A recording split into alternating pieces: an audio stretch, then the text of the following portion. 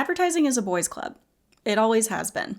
While women make up over half of the marketing workforce, leadership roles remain stubbornly lopsided. The 3% conference that ran from 2012 to 2022 was named after the extremely low percentage of female creative directors. Since then, the number has gone up, and there are a lot of different percentages floating around the internet, ranging from 12 to 35%. Either way, we're heading in the right direction, or perhaps crawling in the right direction. Women are extremely important to this industry, both on the professional side and as consumers. And yet somehow, we usually only hear names like Ogilvy, Bernbach, Wyden, Clow, Burnett. And yes, those men were hugely influential and helped shape the industry, but plenty of women did too. So in this episode, just in time for International Women's Day, I wanted to share some stories of women who were the architects of some of the most important elements and techniques that made advertising what it is today. Revolutionary changes like focusing on benefits instead of features, using celebrity endorsements, making ads beautiful and entertaining. Things that seem so obvious and important now were crafted by women. And I want people to mention their names right alongside those guys we hear about all the time. While I will be digging into some history here, this episode isn't meant to be a history lesson. I won't be telling you these women's entire life stories. That would take much more time than we have here. But I do want to tell you about how each of these women left their mark on the world of advertising.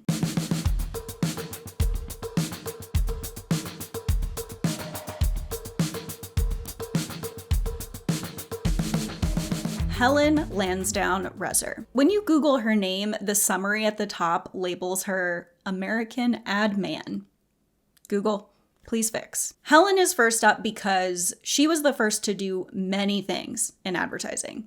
She was the first female copywriter, the first woman to craft and execute a national ad campaign, the first to make advertising, dare I say, interesting. Up until this point in the early 1900s, ads were very direct and matter of fact. Here's the product, here's what it does, go buy it, thanks. Helen wanted to make ads relatable, engaging, and beautiful, things that are pretty much table stakes now. One of her most famous ads was for Woodbury Soap in 1911, and the headline was scandalous for that time. A skin you love to touch. The black and white ad shows an illustration of a man basically trying to bury his face in a woman's neck. His face is right up against hers, like he's sniffing her. His arm is around her shoulder, hugging her into his chest, and his other hand holds hers. He is all up in her business, but she seems to like it. This was an influential ad for many reasons. It was one of the first ads to use sex appeal, direct response, and editorial style content marketing. And I say one of the first because I really couldn't find a definitive yes or no on if this was the first to do these things, but there were plenty of online resources declaring it as such, so we're gonna go with that. I think the sex appeal element is pretty obvious here. While it seems rather tame by today's standards, it was certainly attention grabbing in 1911. The advertorial style was a Helen Lansdowne Resor special. This was an innovative way of making an ad where the copy resembled the editorial style of the magazine where the ad was placed. This idea of taking the context of the ad placement and letting that influence the ad itself was entirely new. This ad, along with Helen's other work, was incredibly tailored to women. She recognized how important it was for advertising to appeal to women. The success of most products that were advertised depended on women buying them. So she made ads that spoke to and influenced those women. She introduced to them the idea of self-care and these little moments of luxury that they could indulge in for themselves. One of Helen's fundamentals was that copy must be believable, which she did very well, especially when it came to the feminine experience. But she also wanted her ads to be beautiful. So she hired painters and illustrators to create the visuals for her ads because She always wanted beautiful images that readers could see themselves in. She was the first person to really emphasize this visual appeal in advertising. According to the Advertising Hall of Fame, she also revolutionized endorsements in advertising by persuading society leaders and even royalty to appear in her ads for Pond's cold cream, including Lady Diana Manners, who was a silent film star and member of the English aristocracy. She also worked her way into client boardrooms to present ads, and these boardrooms had previously been closed to women. While Helen was revolutionizing this industry that had until then been not just male-dominated, but exclusively male, she was also a huge advocate for getting more women into advertising. She went out of her way to hire and mentor female creatives. When she was running the agency JWT, she created a women's editorial department and hand-selected each woman to hire for that department, many of whom were suffragists and social activists. The women's team was a huge success, and just a year after it was formed, it accounted for more than half of JWT's billings. On top of that, during the Great Depression, she was the president of the Travelers Aid Society and helped provide shelter to homeless women and their families. Helen Lansdowne Resor was a true pioneer of the ad industry. Next up is Mary Wells Lawrence, and to be honest, hers was the only female name I had heard in passing before seeking out more about the history of advertising. Mary is one of the women said to have inspired the character Peggy Olson from Mad Men, a badass copywriter in a sea of dudes cheating on their wives. Mary was in advertising in the heart of the Mad Men era. For a while, she worked alongside and eventually under Bill Bernbach, who on an Ad Age list called Top 100 People in Advertising History was listed as number 1. The relationship between Mary and Bill seems a little odd, to be honest. I actually just started reading her book, A Big Life in Advertising, where she just throws all kinds of random, wild career stories at you. It's a little bit overwhelming to read, to be honest. But in just the first 20 pages, she mentions a time when she and Bill were standing over a table reviewing some work. It got quiet, and then he gently stroked her hair. And then she just continues the story as if nothing weird happened. But anyway, Bill was known for advertising that turned disadvantages into advantages. Think Avis, we're number 2, and the famous Volkswagen ads, Lemon and Think Small. But Mary had a different style, and that drove Bill crazy. In her book, she talks about working on a brand called Max Factor Cosmetics, and Bill's ideas were just not working. She says, so he gave up and decided that women had different psyches than men, and he stayed out of most of my ads. Many sources say that Mary was fond of breaking the rules of advertising. Similar to how Helen Lansdowne Resor changed very product-heavy ads to be more emotional and relatable, Mary also wanted to step away from that information-heavy content and just entertain. She thought, let's hold people's attention long enough to consider the product. Mary is responsible for the lines, "Trust the Midas touch," "I love New York," and "Plop Plop Fizz Fizz." She also spearheaded a campaign for Braniff Airways, which was revolutionary for both the ad industry and the airline industry. Air travel in the 1960s was largely utilitarian and dull. Airline branding was based on function and reliability, aka it was boring. So Mary saw an opportunity with Braniff to do something wildly different. She wanted to inject color and glamour into the air travel experience.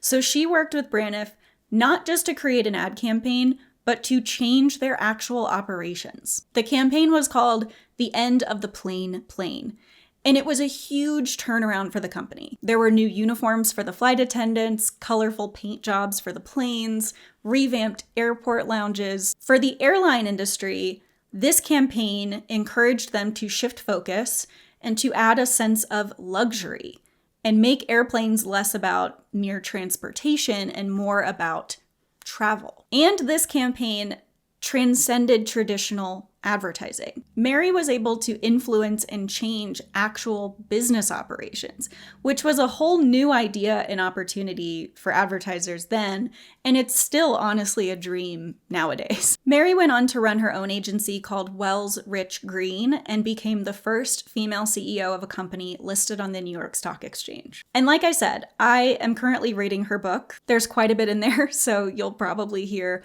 much more from me in the future about Mary Wells Lawrence. Our next influential woman is Phyllis Robinson, known as the First Lady of Madison Avenue's creative revolution. When the agency DDB opened in 1949, Bill Bernbach, there's good old Bill again, asked Phyllis to join as copy chief, making her the first female copy chief in the US. And Phyllis joked that she was just copy chief of me because she was the only writer at the time. It's here at DDB that she helped solidify the creative team structure that we still use today. A copywriter and art director working together. Bill had dreamed of some sort of creative team, so Phyllis worked with Bob Gage, who was head of art, and together they formed this collaborative dynamic that just worked. So it solidified the team structure that we still use. And we talked about how Bill was creating really unique advertising for the time.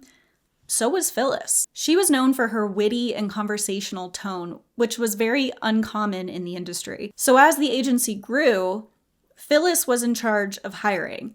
And since they had such a unique style, most portfolios she was getting didn't match what they were doing. Like if you didn't work at DDB, you weren't doing this kind of advertising. So Phyllis had to identify the little details and find people with potential to do what she was doing, all while making sure that she was hiring to create a department full of different opinions and ideas. She said there would be no point in having many, many little Bill Bernbachs and Phyllis Robinsons, a sort of assembly line product. Instead, we have all these wonderful strains of all these people intermingling. So because of this outlook, Phyllis really encouraged the free sharing of ideas and accepting ideas even when they looked and sounded different from your own style. Many of the people Phyllis hired went on to become industry legends and create famous ads. One of those people was Mary Wells Lawrence. As a mother, this next anecdote about Phyllis really inspired me. When she was pregnant with her first child, she went to Bill Bernbach and said that she only wanted to work 3 days a week.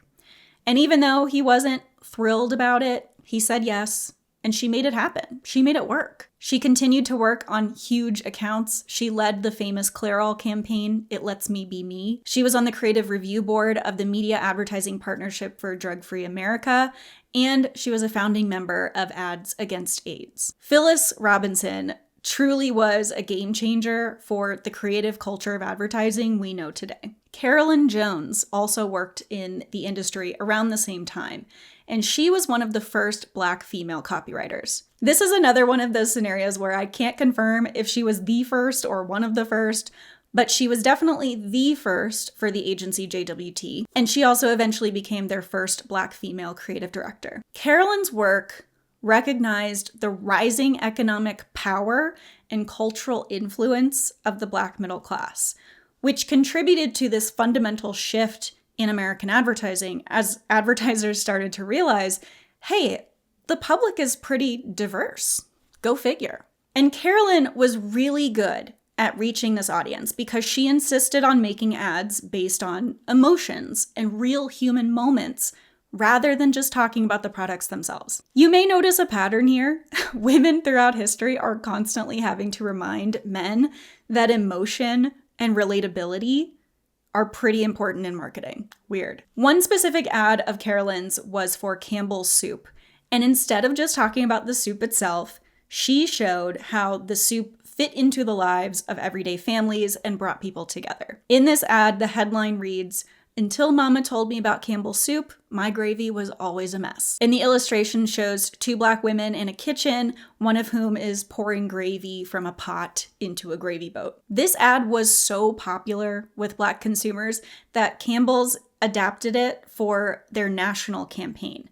And back then, adapting for a national campaign basically meant turning the Black characters in the ad into white ones. And that same thing happened for Carolyn multiple times, where her campaigns that specifically connected with Black consumers were so successful that they were adapted for the national level. She eventually left JWT to become vice president and creative director at Zebra Associates.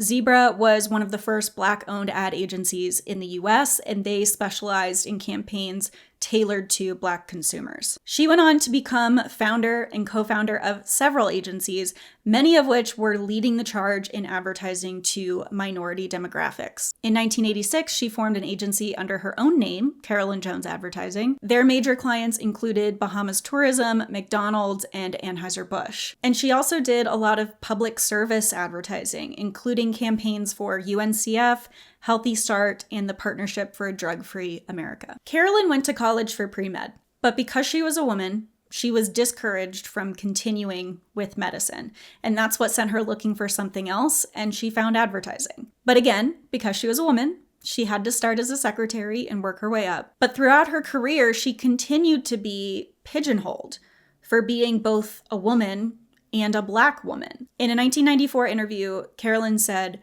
"We have to pressure the advertising industry to change the product that we put out, which is our ads, to be more inclusive of people of color and different cultures so that when you come into a company, they need you around because what they're producing is something you may know about." Well said, Carolyn Jones. Finally, we have Jane Newman, the queen of account planning. Jane brought account planning to the US and changed the way agencies approached campaign creation. Jane was the first planning trainee at BMP, a British agency now known as DDB, and this is the program where account planning started.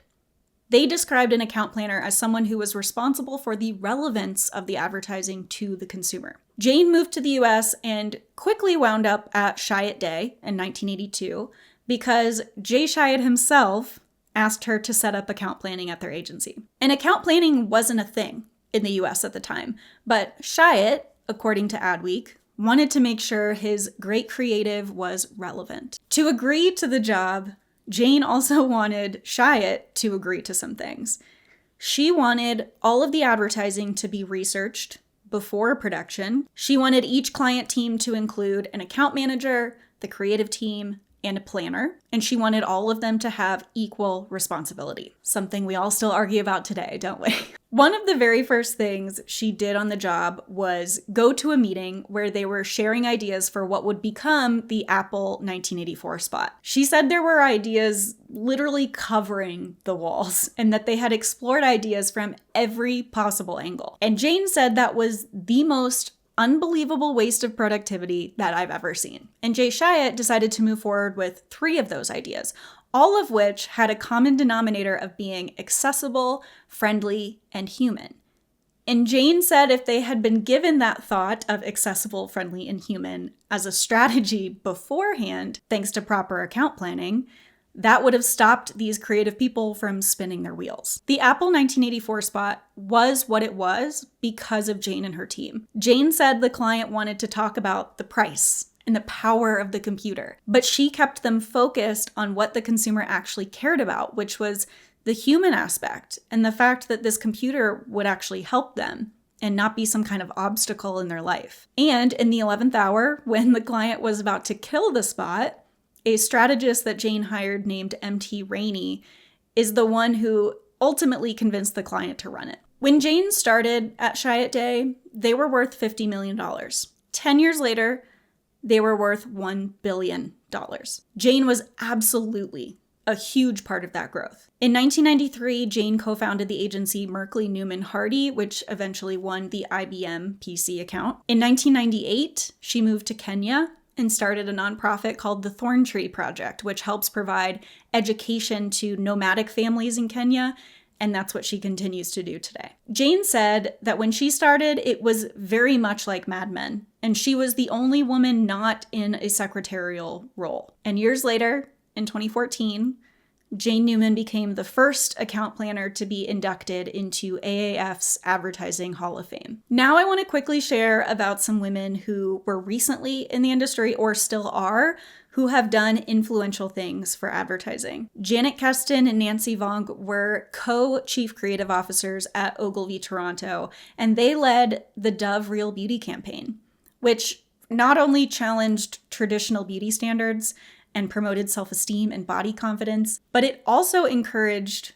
the industry to create work with meaning and inclusivity and impact. Zoe Skayman is a strategist, agency founder, and speaker, and she is well known, especially on LinkedIn, for her incredibly insightful research, but also for speaking up for women and mothers in the ad industry. Zoe recently created a survey and report called The Mother Load, which investigated what it's really like for mothers to work in advertising and the things that need to change for agencies to stop pushing out some of their most creative and experienced talent. Kristen Cavallo was the first female CEO in the 60-year history of the Martin Agency. I remember noticing Kristen in 2022 when she defended her agency after the CEO of Coinbase claimed that no agency could come up with the floating QR code Super Bowl spot that they did, even though Martin basically came up with that idea for them, and Kristen let everyone know that.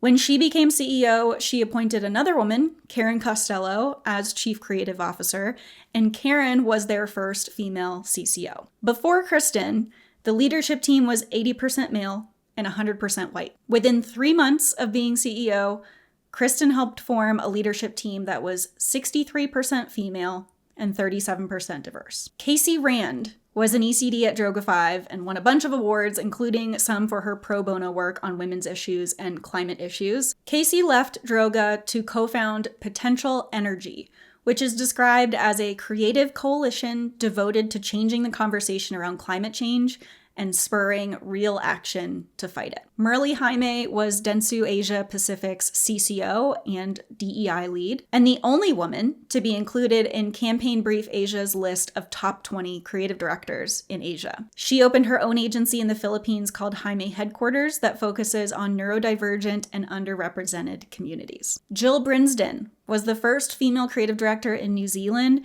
and now uses her platform to advocate for women in the industry. Rosie Arnold, a legend in the UK ad scene, spent her career nurturing young talent and advocating for women to be more visible in advertising. The stories of many of these women were shared with me thanks to my wonderful Instagram followers, and I was sent many more than I mentioned here today. I will include every single name that was shared with me in the show description because these women deserve recognition. I'll leave you with a request.